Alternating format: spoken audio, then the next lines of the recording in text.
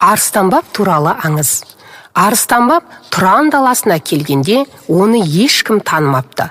Киімі тозып, алба-жұлбасы шыққан еді. Темір етігі теңгедей, темір аяғы тебендей болыпты. Түрінен шошып, ел жұрт үйіне қондыруға қорқады екен. Көп қайыршының бірі деп ойлапты. Арыстанбап ұлы даланы аралай, талай шаһарды шарлапты. Көбіне далада қонады екен. Оның қонып, түнеген жері қадым жайға, қасиетті орынға айналады. Бір күні отырар даласына келіп, қаланы аралады. Оған ешкім мән беріп қарамады. Кеш батып қалған еді.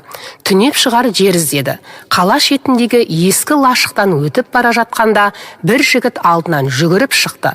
Қарияға сәлем беріп, "Ата, үйге түсіп қонақ болыңыз", деді. Арыстанбап, "Балам, мені таныдың ба? Бейтаныс жанды қалай үйге қондырмақсың?" деді. "Әкем 40-тың бірі Қызыр, 1000-ның бірі Уәли деп айтып отыратын. Қызыр болмасаңыз да шарапатты әулие шығарсыз. Жақсы адам қартайса, ақсақалды абызға айналады. Жаман адам қартайса, піспей қалған қауызға айналады деуші еді. Жүзіңіз жыл екен, түсүйгіден түңілме деген. Оның үстіне іңір түсті. Қараңғыда қайда барасыз? Үйге қонып қонақ болыңыз. Баспанам лашық болғанымен қабағым ашық. Жыртық үйдің де құдайы бар деген ғой. Біздің үйге түсіңіз." "Бәрекелді балам, болайын деп тұрған бал екенсің. Тұрмысың кедей болғанымен жан сарайың бай екен. Дегенің болсын, баста жолды", деді. Жігіт есікті ашып, Арыстанбапты төрге шығарды.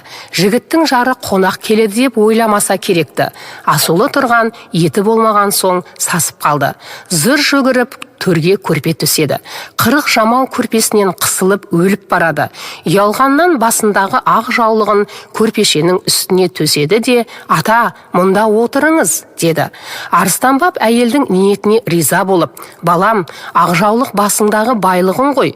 Оны маған бола жерге төсеме. Мен патша емеспін. Жай ғана Құдайдың қарабет құлдарының бірімін. Маған жаман көрпеде жетеді. Ниетіңе ризамын. Құдай тілеуіңді берсін", деді. Жігіт қорадан жалғыз ылағын көрсетіп, "Ата, бата беріңіз. Қонақ келмегелі көп болып еді. Бізді кедей деп менсінбей көп кісі түспейтін.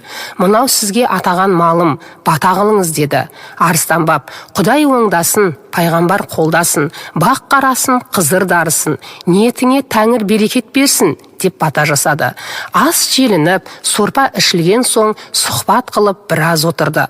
Арыстанбап сол үйде түнеді. Таңғы шайдан соң жігіт 2 жасар ұлын әкеліп, "Ақсақал, мынау тұңғышым еді, есімі Мансұр.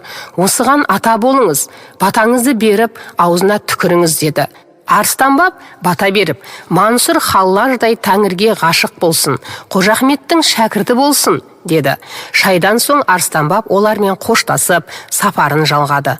Осыдан соң жігіттің басына бақ қонып, қызыр дарып, дәулетті жанға айналыпты.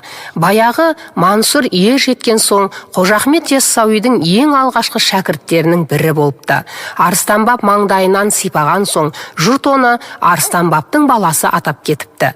Арыстанбап дүниеден өтерде Жебірейіл періште, "Уа Арыстан сахаба, талай ел кездің, талай жер кездің, Мекке Мәдинада жүрдің, қасиетті Әл-Ақсада болдың, Қожа Ахмет туған Сайрамды да көрдің, денеңді қай жерге жерлейік?" деді. Сонда Арыстанбап, отырардағы жаны жомарт бір жігіт есімнен кетпейді.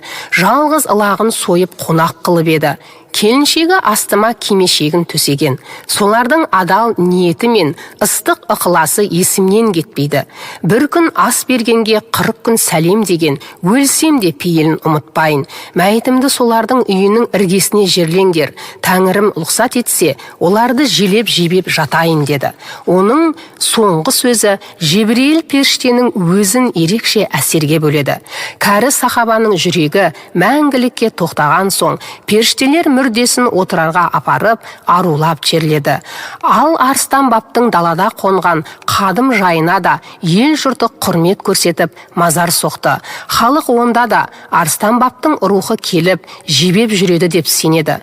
Қожа Ахмет Яссауи де осы оқиғадан тәлім алып, тарихтың әдебіне қонақжайлық тәртібін енгізген екен деседі.